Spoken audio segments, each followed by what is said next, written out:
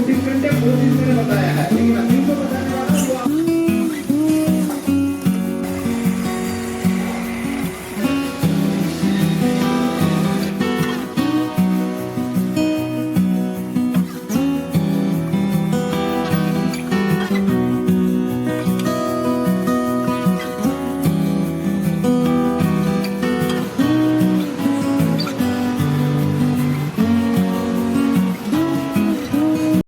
Hello everyone, good morning, Radhe Radhe. कैसे हैं आप सब लोग? आई होप मेरे सभी फ्रेंड बहुत अच्छे होंगे। आप सभी का स्वागत करती हूँ फिर से अपने एक न्यू ब्लॉग में। तो आज का जो ब्लॉग है वो स्टार्ट हो रहा है सुबह के 6 बजे से। और बाहर अभी आप देखेंगे धूप अच्छे से निकली नहीं है, बस थोड़ी देर में धूप भी निकलने वाली है। तो अब मैं बना रही थी यहाँ पे चाय और ब्रेकफास्ट की तैयारी मैं कर रही हूँ। तो मैंने थोड़े से सोया बड़ी यहाँ पे ले लिए हैं और पानी भी थोड़ा मैंने चाय के साथ ज़्यादा ले लिया था, क्योंकि मुझे जो सोया बड़ी है उनको भिगो के रखना था थोड़ी देर के लिए। और जब तक मेरी चाय बन रही थी यहाँ पे मैं छान रही हूँ आटा। और आटा छानने के बाद फटाफट से इसको मैं लगा भी दूंगी, उसके बाद आराम से फिर चाय पीऊँगी। और दिनों के अकॉर्डिंग ना आज मैं थोड़ा सा जल्दी उठ गई थी। 4 बजे के करीब मेरी नींद खुल गई थी, लेकिन मैं बहुत सोने की कोशिश कर रही थी, मुझे फिर नींद ही नहीं आ रही थी। और कल रात भी हम थोड़ा जल्दी सो गए थे, इसीलिए आज ना मेरी नींद भी थोड़ा जल्दी खुल गई थी। तो फिर ज़बरदस्ती मैं आधा घंटा सो ही रही, शायद नींद आ जाए करके, लेकिन फिर नींद नहीं आई। फिर मैंने कहा अब क्या सोना, अब तो 5 बजने ही वाला है। तो 4:30 बजे मैं उठ गई थी। उसके बाद थोड़ा अपना छत में गई, थोड़ा वॉक वगैरह किया, तो फिर मैं लग गई थी अपने काम में। और अभी मेरा लगभग जो क्लीनिंग का काम है वो सारा हो गया है। और आज पूर्वी जाएगी स्कूल। आज तो फिलहाल के लिए मैं घर में रखूँगी उसको, जब तक कि वो अच्छे से ठीक नहीं हो जाता है। तो पूर्वी स्कूल जाएगी, उसके लिए मुझे ब्रेकफास्ट बनाना है। और इसी के साथ मेरा आटा भी लग चुका है। तो अब पी लेती हूँ पहले गर्मा गर्म चाय, उसके बाद फिर फटाफट से नाश्ता बनाऊँगी।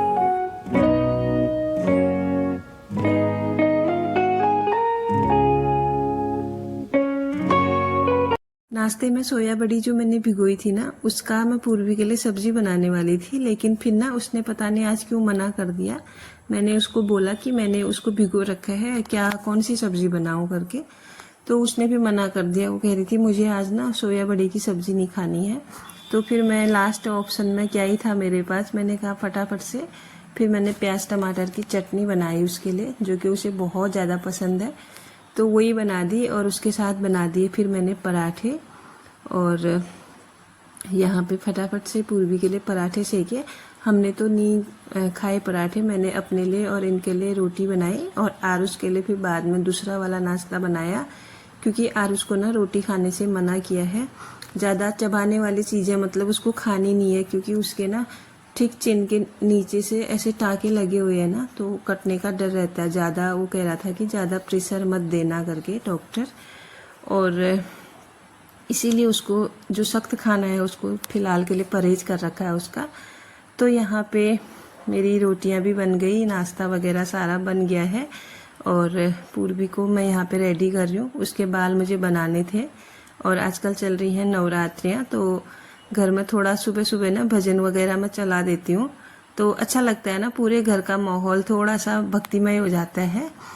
और सुबह सुबह ना घर में अगर भजन चल रहे हो ना, तो काम करने में भी अलग ही मज़ा आता है। मुझे तो बहुत अच्छा लगता है, और मुझे ना पता भी नहीं चलता कि कब मेरा काम फिनिश हो गया है करके। तो यहाँ पे पूर्वी को मैंने रेडी करके नाश्ता दे दिया था। और उसके बाद आती है यहाँ पे रोज़ का जो काम है मेरा, बेड क्लीनिंग की। तो आज मैं यहाँ की जो बेडशीट है ना उसको भी चेंज करूँगी, और पिलो कवर वगैरह भी सारे चेंज करूँगी। तो आज सुबह मैंने झाड़ू पोछा तो नहीं किया था, ऐसे मैंने पानी गिराया, जैसे मैं वीकली क्लीनिंग करती हूँ। बस पूरे घर को ना ऐसे धुलाई करके साफ़ सुथरा कर दिया है। और अगर हफ्ते में ना ऐसे सफाई करो ना, तो घर बहुत मतलब साफ़ सुथरा एकदम चमचमाता हुआ नज़र आता है।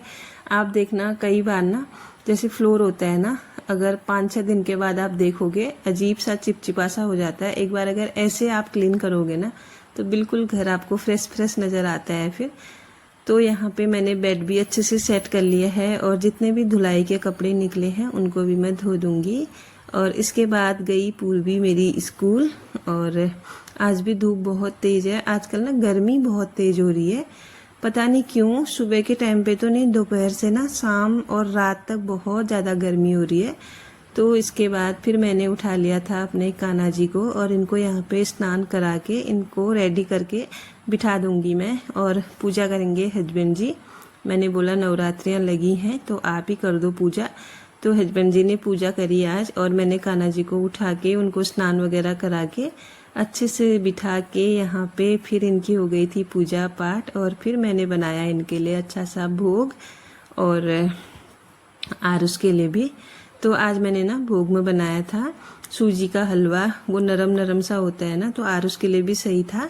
और यहाँ पे मैं डाल दूँगी घी, और ये जो घी है ना ये मार्केट की घी है, तो ये मुझे उतनी पसंद नहीं आती जितनी गांव वाली घी होती है ना, वो बहुत अच्छी घी होती है। तो उसके खाने की आदत की वजह से ना हमें ये वाली घी पसंद नहीं है, लेकिन क्या करें, मजबूरी है, इसी को खाना पड़ेगा। तो इसमें सूजी डाल के थोड़ा थोड़ा मैंने इसको भून लिया था।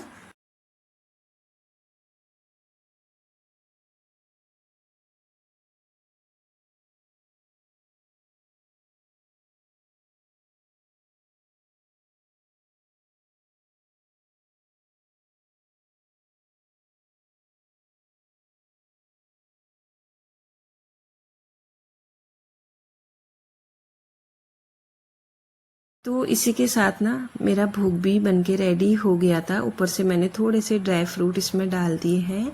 और अब वक्त हो चला है आप लोगों के कमेंट पढ़ने का। तो पहला कमेंट था विधि लाइफ का। थैंक यू विधि जी, आपने इतना अच्छा कमेंट किया, उसके लिए थैंक यू सो मच।